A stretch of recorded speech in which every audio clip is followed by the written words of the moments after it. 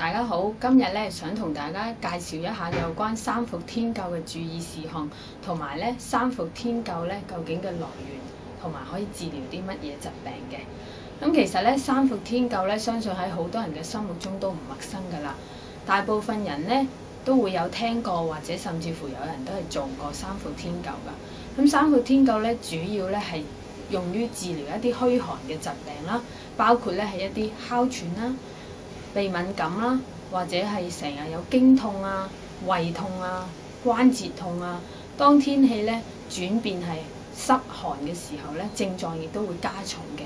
甚至乎咧有啲婦女係會有一個宮寒不孕咧，三伏天灸咧都係比較適合可以用喺呢部分嘅病人身上㗎。咁至於咧三伏天灸咧，的確亦都唔係個個病人係啱㗎。咁所以咧，你都要揾相關嘅醫師去幫你咧去診症把脈，睇睇自己嘅體質而定㗎。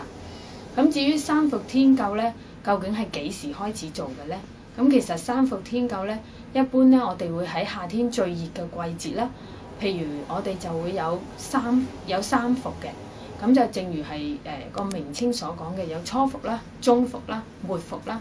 咁有時咧，亦都會有部分嘅醫生咧係希望有一個加強作用，所以咧亦都會有一個初伏嘅加強，同埋咧末伏加強做多2次嘅情況嘅。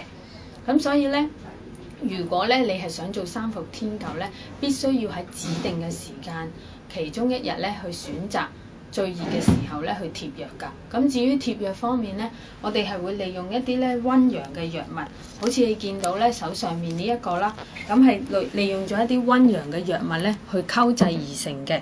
咁藥份量咧並唔需要多㗎，咁可能好似呢一個咧5毫子左右咁大嘅藥量就夠㗎啦。